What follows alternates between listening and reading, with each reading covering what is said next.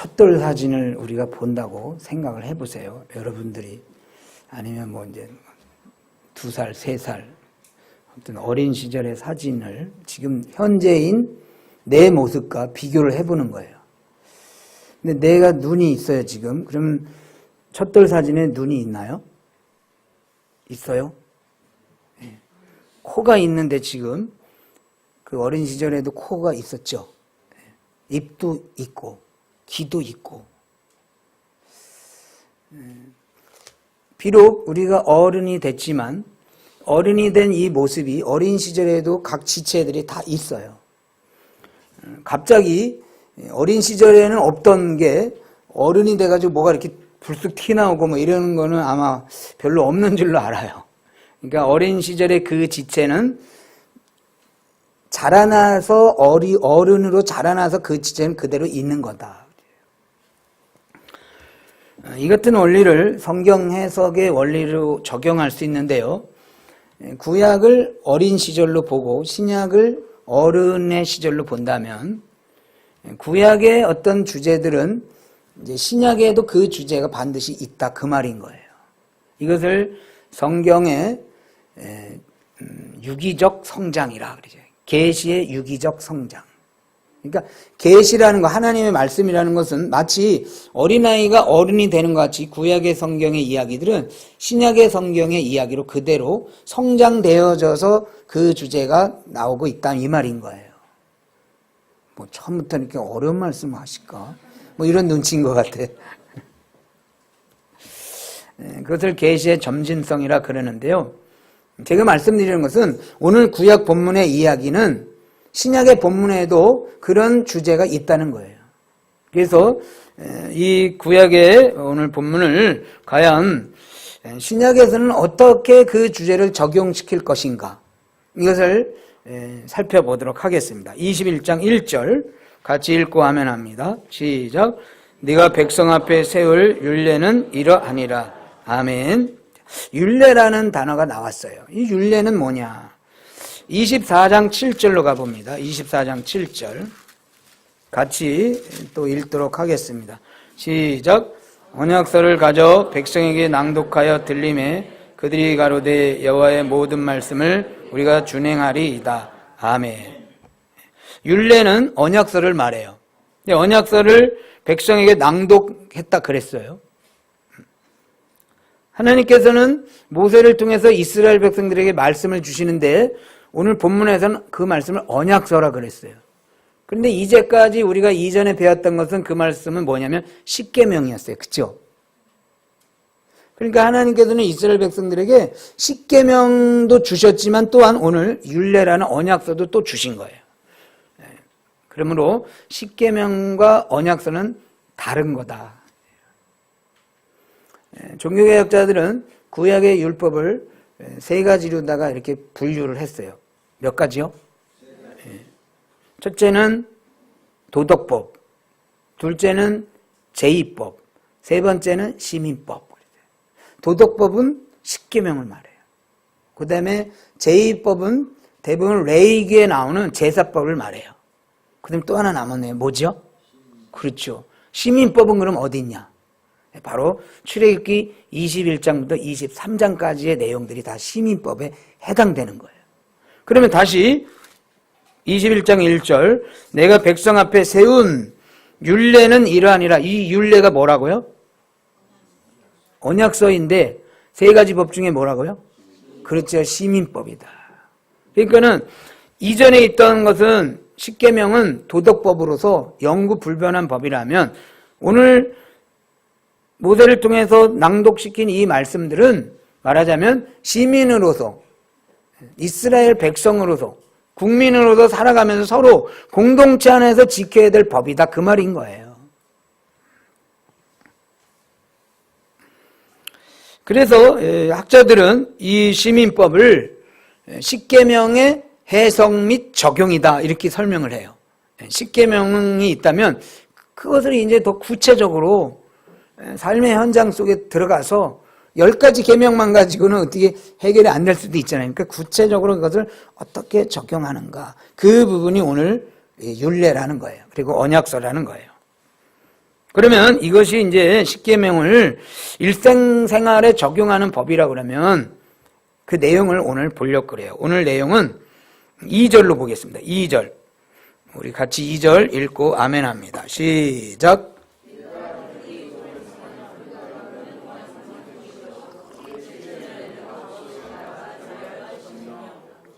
예, 아멘. 그 율례 중에 한 가지를 오늘 보려고 하는데 그것은 종에 관한 규례예요. 종들. 그런데 2절에 보면 우리가 궁금한 점이 하나 있어요. 그것은 뭐냐면 네가 히브리 종을 사면 그랬어요. 그럼 너는 누구예요? 네가 히브리 종을 샀다. 너도 히브리인이에요. 이스라엘 백성이에요. 이스라엘 백성이 이스라엘 백성을 종으로 산다 이 말씀인데 궁금한 점은 뭐냐면요. 이 이스라엘 백성들이 애굽에서 다 같이 종살이 했잖아요. 그럼 나왔어요. 이제 출애굽한 지 지금 3개월 된 시점이에요. 지금이 3개월이 됐는데 애굽에 종됐던 자들이 자유의 몸으로 여기 광야에 3개월 동안 됐는데 그 가운데 자기들끼리 종이 지금 되고 있다는 거예요. 여러분 같이 나온 동일한 시점에 동일한 나라에서 동일한 애굽이라는 나라에서 다 같이 나왔는데 나와서는 또 다른 종이 되고 있는 거예요. 어떤 사람은. 궁금하지 않아요 여러분? 어떻게 동일하게 나왔는데 어떤 사람은 종을 사게 됐고 어떤 사람은 종으로 다 팔려가게 됐냐 이 얘기인 거예요.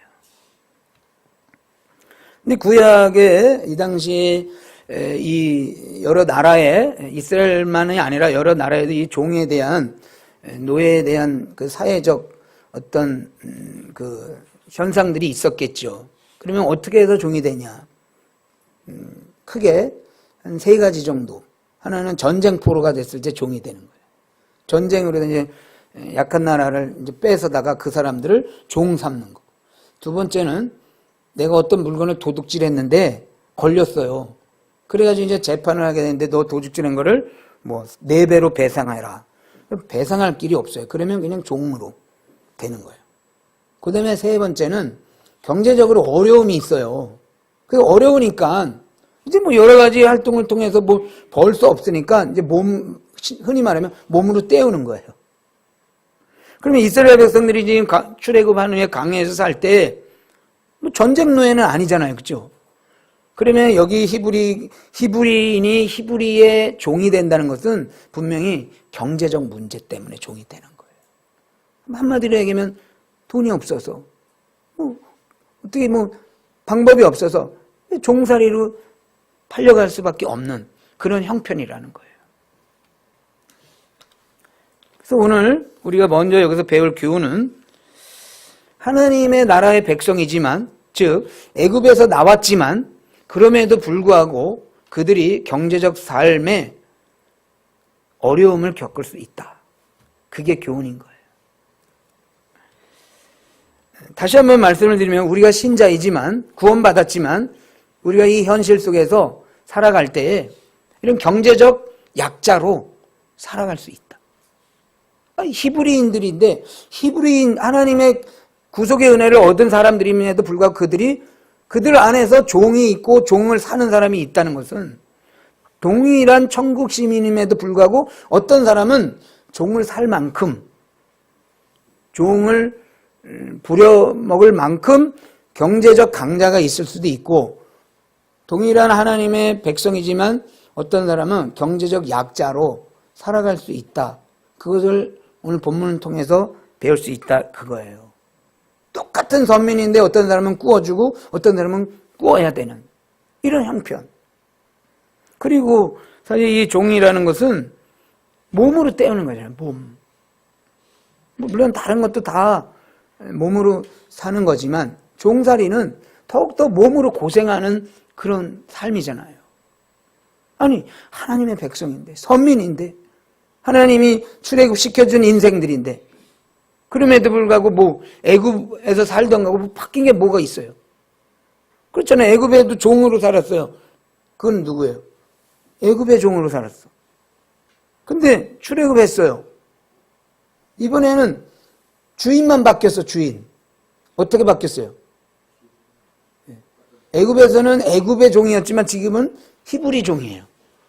주인만 바뀌지 삶은 똑같아. 그러니까 어떤 생각을 갖겠어요? 뭐 나왔는데 나와도 종, 지난번에도 종, 그래 뭐 그게 그거네. 괜히 나왔네. 그래. 그런 생각을 갖겠죠.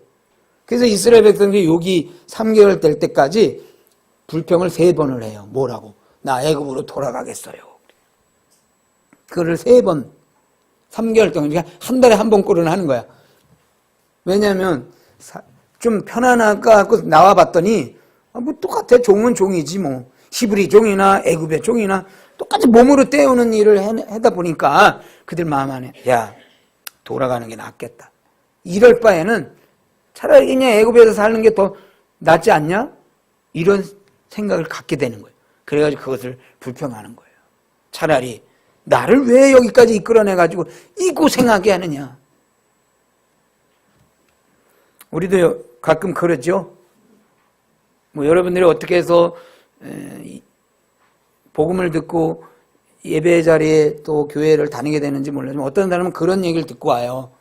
아유, 너무 어려우시죠? 예수 믿어봐요. 축복받습니다. 가난한 사람도 하나님은 복 주시면요 부자 될 수도 있어요. 뭐 이런 이야기를 들을 수도 있잖아요. 그래서 왔어. 너무 힘드니까. 그래서 왔는데 뭐 교회 열심히 다니고 뭐 헌신하고 그래도 예수 믿기 이전에랑 똑같아. 그러면 어떤 생각을 들으면 이 고생할 바엔 그냥 안 다니는 게 낫지 뭐. 이런 생각을 가질 수 있는 거예요.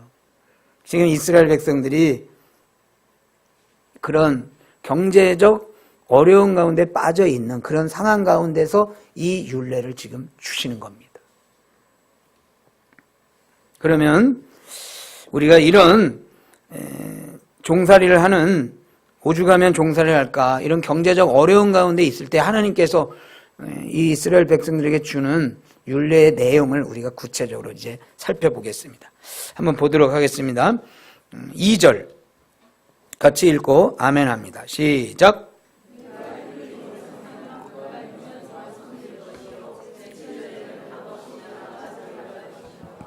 아멘. 여기 보면 자유라는 단어가 나와요. 종과 자유는 상반된 개념이잖아요. 자유라는 단어가 나오고요. 9절 또 읽겠습니다. 9절 시작. 만일 그를 자기의 아들에게 주기로 하였으면 그를 딸같이 대접할 것이요. 아멘. 여기서는 대접이라는 단어가 나와.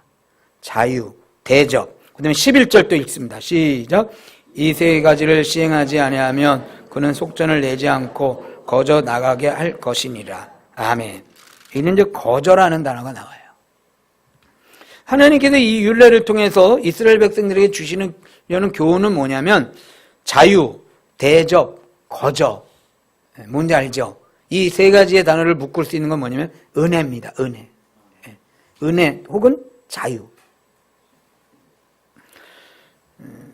비록 어떤 이유로 인해든지 뭐 도둑질을 해서 잡혔다가 종이 됐는지 아니면 경제적으로 너무 어렵다 보니까 종살이게 됐는지 모르지만 어쨌든 하나님께서 이 종들에 대한 하나님의 생각은 이들에게 거저주고 이들을 은혜를 베풀고 이들에게 뭔가 자유가 필요하다라는 하나님의 생각은 그거였던 거예요. 그래서 우리가 이 종에 대한 규례를 보면서 생각해야 될 것은 뭐냐면 비록 종살이였지만 경제적 어려움을 당하고 있지만 하나님은 속히 이 어려움으로부터 우리를 자유케 하려는 그런 계획을 가지고 계신다. 믿습니까? 네. 21장 23절을 보겠습니다.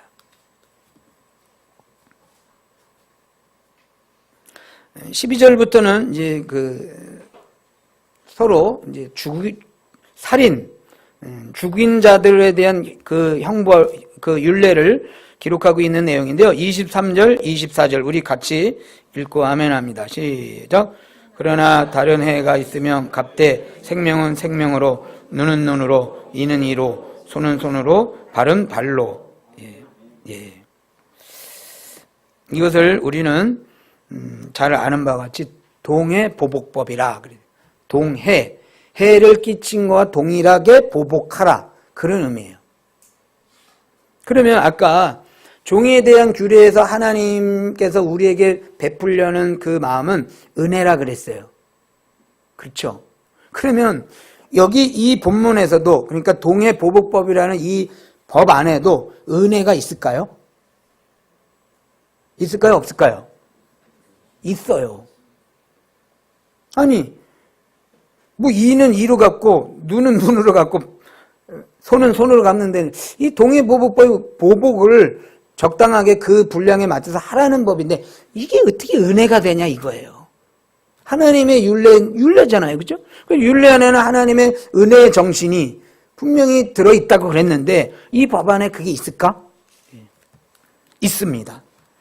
창세기로 가보겠습니다. 창세기 4장. 이 동해 보복법이 어떻게 이스라엘 백성들에게 은혜가 될까? 창세기 4장 23절. 같이 한번 읽고 23절, 24절을 같이 읽고 아멘 하겠습니다. 시작.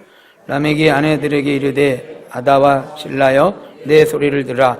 라멕의 아내들이여 내 말을 들으라. 나의 창상을 인하여 내가 사람을 죽였고 나의 상함을 인하여 소년을 죽였도다. 가인을 위하여는 벌이 7배일진데 라멕을 위하여는 벌이 70배이로다 하였더라. 아멘. 이 라멕이라는 사람이 벌써 아내를 여러 명을 둔 거예요. 근데 그것도 이제 문제지만 나의 창상을 인하여, 여기서 창상이라는 것은 피해를 입었다는 거예요. 그래서 본인이 피해를 입었어. 그래서 그 피해에 대한 대가를 어떻게 했어요? 사람을 죽여요. 본인이 죽은 건 아니잖아. 본인은 어떤 상처를 입었어요. 뭐 예를 들면 옆에서 라멕을 한 대 쳤어 그랬더니 너 나 쳤어? 그래 죽인 거예요. 그 다음에 나의 상함을 인하여 또 뭐라 그랬어요? 소년을 죽여. 이 라멕이라는 사람은요 건들기만 하면 그냥 죽여. 그래 놓고는 뭐라 하냐면 이 라멕의 철학은 뭐냐면 24절에 나와요. 가인을 위하여는 벌이 7배일진데 라멕을 위하여는 벌이 몇 배? 자기가 한 대 맞으면 상대방은 70대를 치겠다는 거예요. 이 사람은 보복을 이렇게 70배의 보복을 하겠다는 거예요. 근데 문제는 뭐냐면 이런 생각들이 출애굽 당시에 이방의 나라들도 그런 식으로 사는 거예요. 너 우리 아들을 네가 혼냈어? 그러면 니네 아들 죽여버리겠다. 근데 문제는 뭐냐면 이 라멕이라는 사람이 힘이 있는 거예요. 그렇게 능력이 있는 거예요. 능력이 있으니까, 힘이 있으니까 약자가 피해를 끼치면 그 약자를 그냥 70배의 보복을 해버리는 거예요. 그러면 다시 출애굽으로 와보세요. 이는 이다, 눈은 눈이다. 이 말은 뭐냐면요, 70배로 갚으려는 그 사람들을 이제는 그러면 안 된다. 1대1의 보복이 원칙이다. 이렇게 얘기를 한 거예요.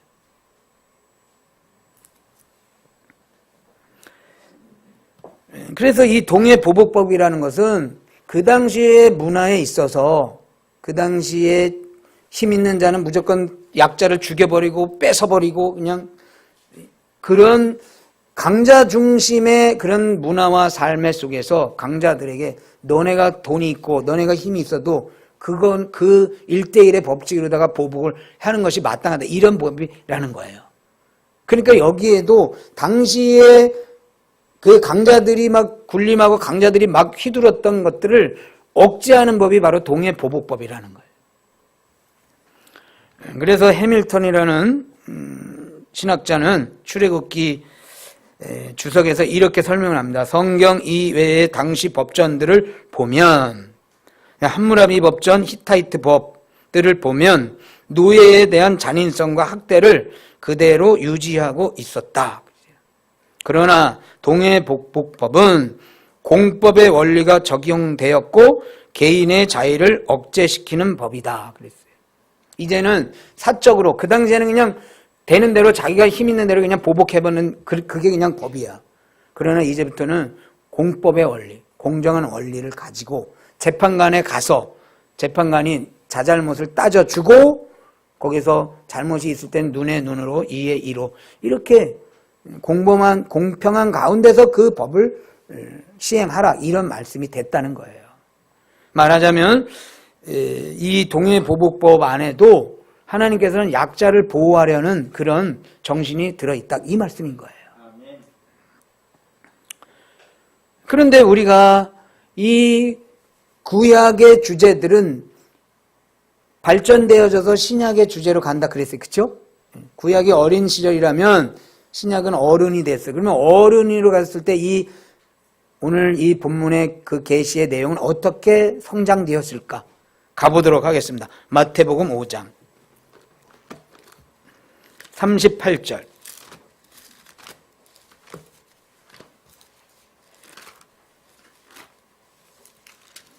마태복음 5장 38, 39 우리 같이 한번 읽도록 하겠습니다. 시작.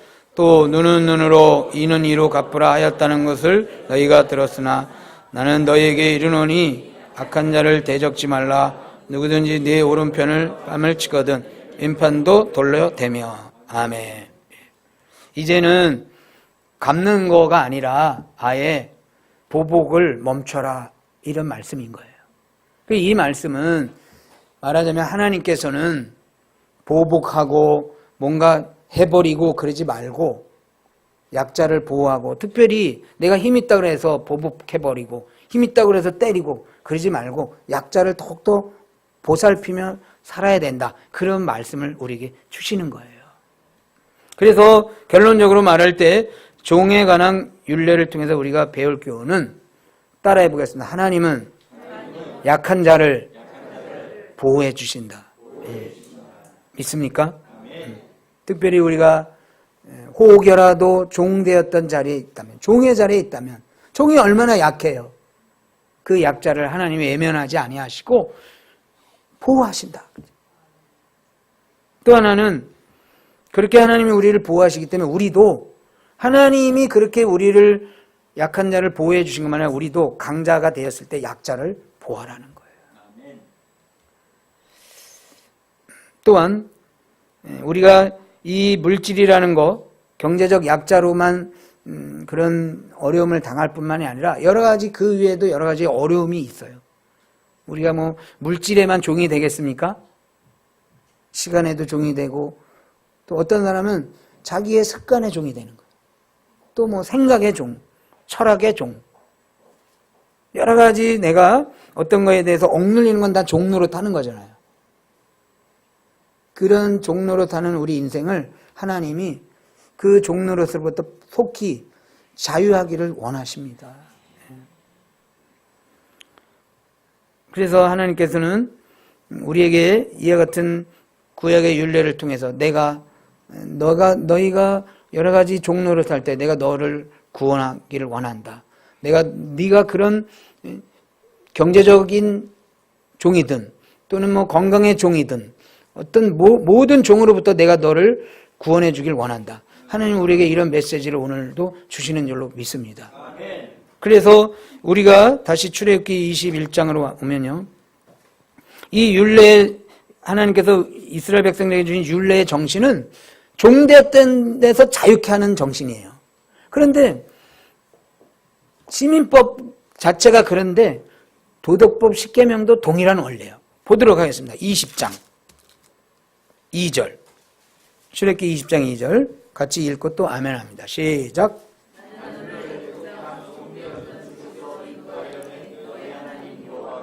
아멘. 하나님께서 10계명을 주시는 이유도 그 근본 정신은 뭐냐면 종에서 자유하는 거예요. 믿습니까? 시민법도 종에서 자유하는 거예요. 그럼 제2법은 어떨까요? 제2법도 마찬가지예요. 레이기의 모든 제사법들의 중심 사상은 뭐냐면 죄라는 종에서 자유케 하는 역사인 거예요.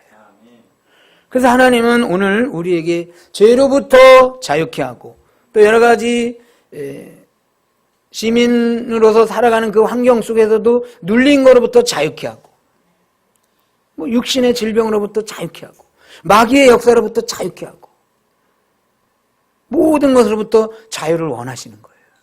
그리고 그 자유를 내가 너에게 주겠다. 그래서 십계명도 주신 거고 율례도 주신 거고 제의법도 주신 거다. 모든 것이 다 하나님께서 우리에게 주신 모든 계시의 근본 정신은 너희를 자유케 하겠다는 거예요. 그래서 그 자유를 이제 완성시키기 위해서 하나님이 하신 일이 뭐냐? 요한복음 8장으로 가보겠습니다. 요한복음 8장 32절.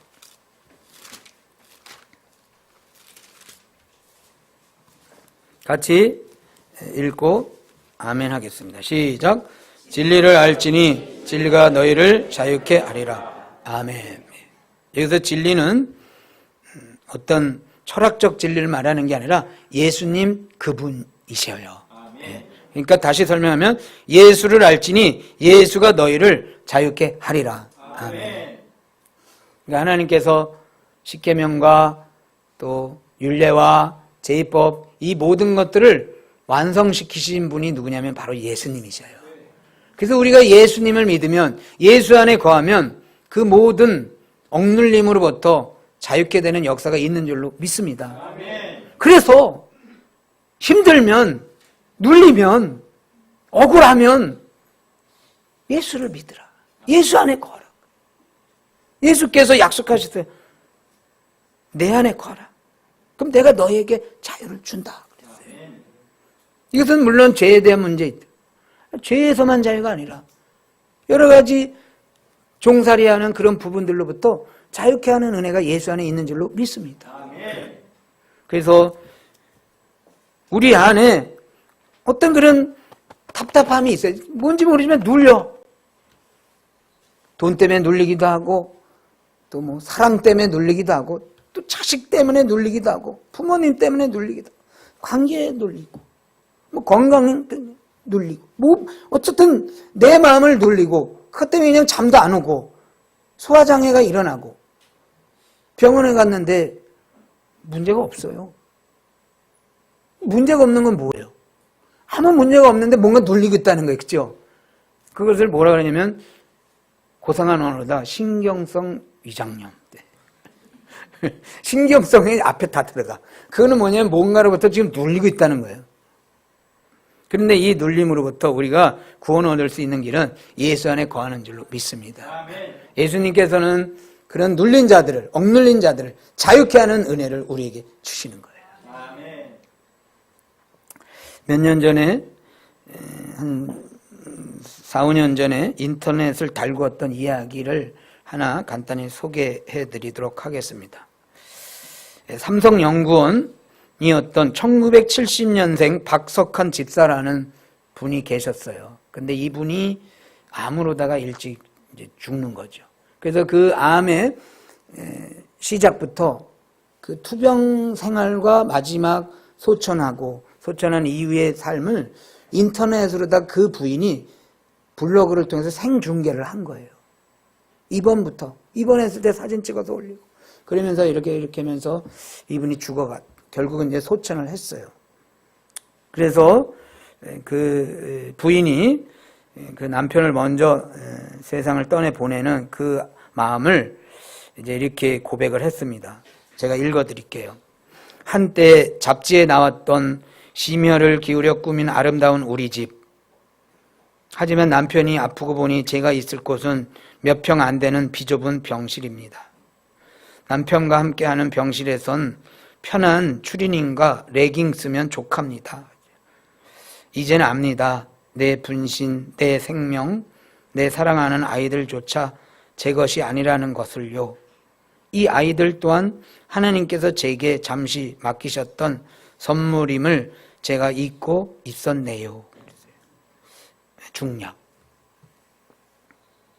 이 사람이 남편을 먼저 보내고 보니까 그렇게 화려하게 꾸몄던 집, 그래서 여성 잡지에다가 막 그 집이 좋은 집으로 이렇게 소문나고, 자기가 입었던 그런 화려한 옷들, 가구, 뭐 여러 가지. 이런 것. 심지어는 자기가 그렇게 아끼고 사랑하는 자식들조차도 내 것이 아니다라는 것을 이 사람이 배우게 된 거예요. 이 사람 말하자면, 이 사람의 신앙 고백은 뭐냐면, 예수 그리스도 안에서 살다 보니 모든 것으로부터 내가 자유하게 됐다 그거예요. 우리가 억눌리잖아요. 자녀 때문에 억눌리고 직업 때문에 억눌리고 다 억눌리고 사는 거예요. 그런데 이 사람의 고백은 뭐냐? 그 물질, 자식, 그게 별거 아니라는 것을 예수 안에서 깨닫게 된 거예요. 사랑하는 여러분, 우리 박석한 집사라는 부인이 만났던 예수 그리스도 여러분들도 만나시기를 축복합니다. 그래서 비록 내가 남편을 먼저 천국에 보내도 그 삶이 무너지는 게 아니라 주님이 때가 돼서 데려가셨구나. 어떤 그런 위대한 신앙 고백이 우리 가운데 있었으면 좋겠어요. 자식, 돈, 명예, 기타 여러 가지 그걸로 인해서 내가 오늘도 억눌리고 산다면 예수를 바로 알고 예수 안에 거함으로 말미암아 이 모든 멍해로부터 그 종살이로부터 자유하는 우리 모두가 되길 주의 이름으로 소망합니다. 기도하겠습니다.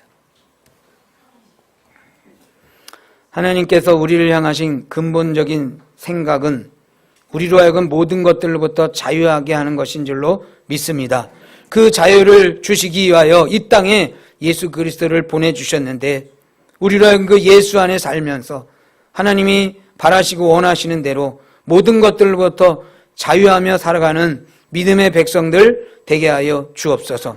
속이 답답하고 소화도 안 되고 불면증에 시달리고 있는 그 원인이 무엇입니까? 그 모든 것들로부터 벗어나고 자유케 하는 역사가 오늘 이 시간 주여 임하게 하여 주옵소서. 감사하며 살아계신 예수님 이름으로 기도드리옵나이다. 아멘.